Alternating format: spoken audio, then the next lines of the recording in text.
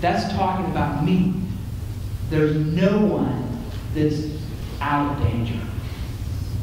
Elder Bednar states, don't underestimate it. Most will think, I'm a good guy. It won't happen to me.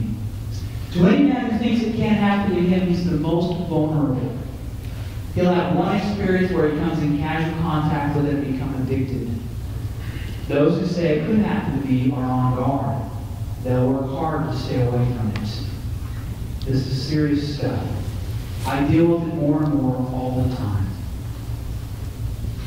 Thoughts are the seeds of acts that precede them. So we want to open up the question and answer. President Bear and I are going to take all the questions. We want you to feel free to speak candid. Ask any question that you would like addressed. And between President Bear and I, we'll do our best to respond to them. We have 25 minutes for this portion. You said broken brain.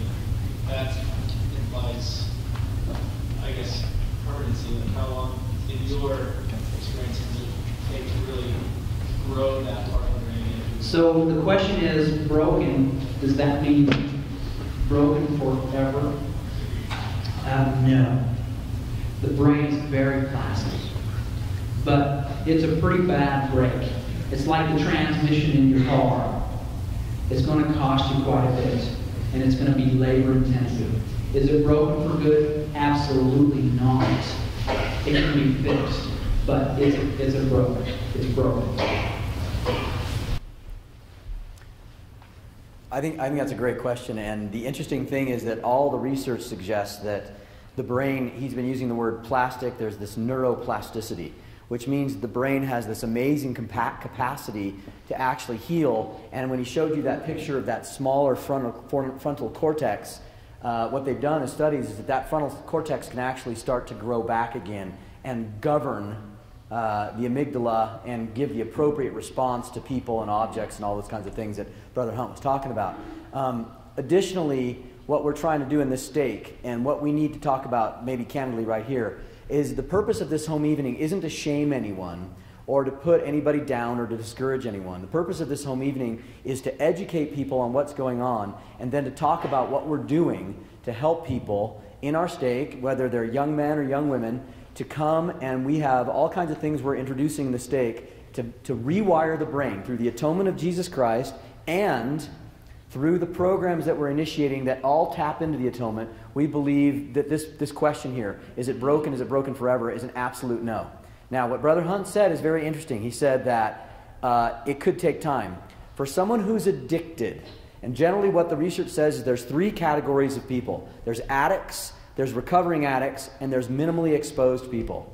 So for an addict, somebody who's considered addicted, it's going to be a minimum of 7 to 8 months before they're kind of actually out of that full addiction phase and into the recovery phase. So I know that seems like a long time, but just like he said, there's a price to pay for that situation and for the mending to take place. So if you're going to talk candid, President Barron, as an adult and a mother and grandmother, have you been able to determine in this stake alone that you have jurisdiction over, what percentages are we talking about? Because as I'm now older, I realized I feel like we need to get blunt and to the point, because a lot of people say, boys and girls alike, it won't happen to me. What is the reality in your stake alone? So the question is, what is the reality in terms of statistics, if I understand it, in terms of addiction? Okay, so I'll talk about addiction, then the kind of recovering addict, and minimal exposure. All the research indicates that for a young man, by the time they're 18, 100% have been exposed, at least minimally. 100%.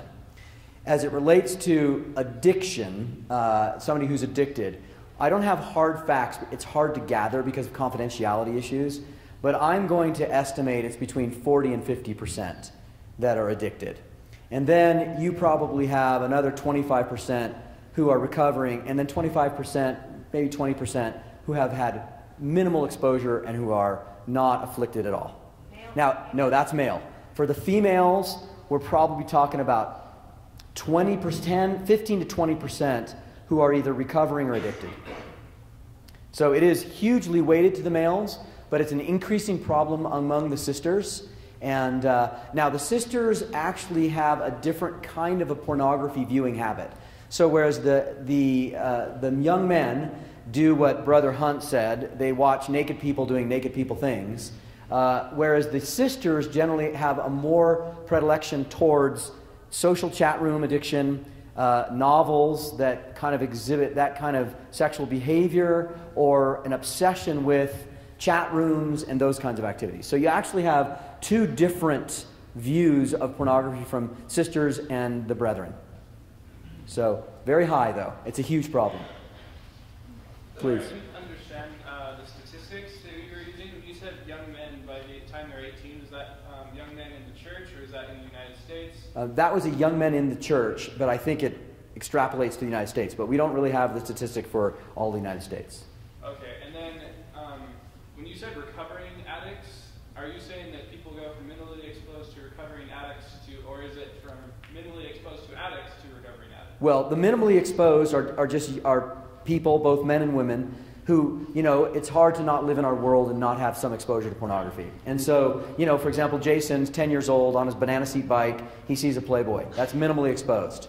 So he's not a recovering addict and he's not an addict. He was just minimally exposed. Did that answer the question? No. So the question was, you go from minimally exposed to addicted to recovering addict, or can you actually, does that make sense? Yeah, okay. Recovering addict, Right. So do you go from minimally exposed, the question, to addict to recovering addict? That's possible. And I think Brother Hunt made an interesting comment. He said that, with caffeine addiction, every brain works differently. What they're saying, again, in all the literature now, is that the drugs that are actually released in your brain, in fact, it's called a toxic cocktail. What pornography does is it releases dopamine, epinephrine, and adrenaline and oxytocin in the brain in this particular mix that becomes so difficult and so hard to get away from because of the cravings that it creates and the neurotransmitter situations that occur in the brain. Now, not everyone that gets minimally exposed becomes an addict, and not even everyone that sees pornography becomes an addict. The problem is the massively addictive nature of it. Excuse me? Exactly, the active person. So the person that's an addicted person that goes into recovery would stay in recovery. That would be a recovering addict. That's who that person My is. real question is just are you saying, since there's 3 levels, are you saying that you go from minimally exposed to recovering addicts? Because just the definition of recovering addict doesn't make sense. No, I'm sorry. Recovering addict is somebody who was an addict who's recovering. Okay, that was my question. Okay, sorry. Thank you. Bishop? Jason, would you talk about what happens when the person gets married and how that changes things? Good. So that's a real question, right? Because you're saying, what's the difference? How does the brain determine the difference between a 2D image of not being married and a real image of being married? Aren't men going to become pornographic if they see their wife naked? No. What's the area of the brain that determines what kind of love you should feel? The frontal cortex. The frontal cortex can distinguish between those kinds of things. So, is it appropriate to view your wife in those as your wife? Absolutely. Because it's appropriate, you're releasing all the right signals, and you can't control that. So people that can see their wife naked, they don't think about that all the time, and it doesn't create an addiction, but it creates a bonding, an appropriate bonding love pattern. But the same things can occur by looking at images, but it's from a different route. And so that different route creates all kinds of changes. And that route can cause problems in marriage. But the two are really completely different stimuli. That answers your question adequately? I just want to reinforce the fact that once being married does not take care of the problem. Yeah. So if you've had a problem and then you get married, yeah, that doesn't alleviate it for sure. But being married doesn't create the problems. No, I meant the worst. Okay, good. Thanks. Sorry for that. No, and I think that's interesting too, because the danger here is that I think, Bishop, you're saying marriage doesn't fix pornography. Marriage does not fix pornography. And I had a very sad situation in Southern California when I served as a bishop of a home ward where a man effectively chose pornography over his family. And that ended up in a divorce and a very, very sad situation for a particular family. So he was married, and it was a very sad situation. Please, over here. I kind of have my own opinion about this, but what are some of the activities that you see in a college environment that make one most susceptible to becoming a porn addict, besides just going straight to the computer looking at porn? The thing that allows somebody to be most susceptible, activities that allow one to be most susceptible to becoming involved in pornography. So I think a lot of those things in our society we don't even think of, right. But that are probably the reason why there's so much pornography problems. Well, right. I think, I have I call them 3 A's. There's acceptability. I'm talking about society. Acceptability. Pornography in the world, Brother Hunt and I were talking before the home evening, is acceptable. The second thing is accessibility. Now, you remember the story that Brother Hunt told? He said that when he was 10, they found a Playboy magazine. I mean, that's, the generation that I come from, that he comes from, that was our only access. But now the accessibility is totally everywhere. One click of the mouse, you're into a pornographic site for free. So you got acceptability, the world saying it's okay. Number 2, you have accessibility. The third thing is fascinating, and that's anonymity. Those are my 3 A's. Acceptability, accessibility, and anonymity. Now, you on your laptop, individually, headphones on, can watch a pornographic site alone, no one watching you. And so you start thinking, no one knows, and there's no consequences.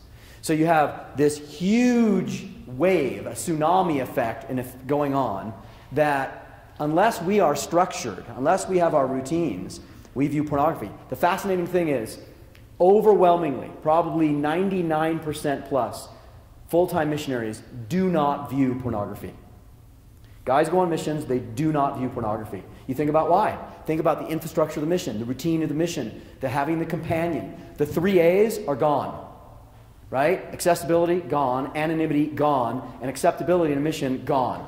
So those 3 A's are gone. A full-time missionary does not view pornography. Full-time missionary comes back from the mission, who has not fully killed that particular situation, perhaps he dealt with before the mission, comes back.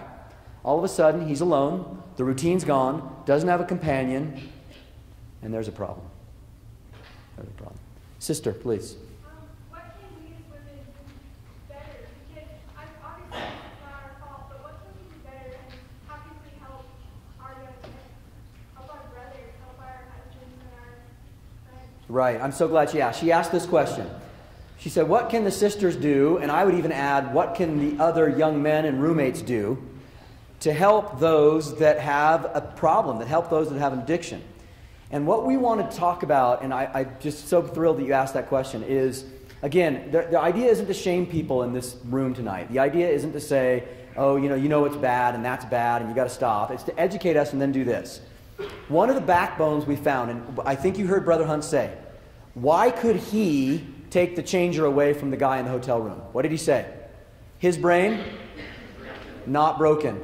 It takes somebody with not a broken brain to help somebody with a broken brain. Now, sister, let me tell you this. The person who's addicted thinks they can do it on their own. Okay? They think they can do it on their own. They can't. So what we're trying to do in this stake is we're trying to offer the Addiction Recovery Program. That's number 1. That's a 12-step program offered through the Church of Jesus Christ of Latter-day Saints. It's the most amazing thing, modeled on the Alcoholics Anonymous program, with quotes from the brethren, Latter-day Saint scriptures, and the approval of the First Presidency of the Quorum of the 12. What we found, and what the church has found, is those who will go through the Addiction Recovery Program, if they're serious about it, the brain will heal, and they'll get over the addiction. Number 2, we're offering meditation. Once a week, Brother Gary Peirce offers meditation at 3:15 for our stake in the Taylor Building. And that is for this reason. It creates neuroplasticity in the brain. They've done study after study and find that meditation actually can heal a broken brain. And what it does is it gives space for the atonement of Jesus Christ to come into someone's life, for the Spirit to actually start to work.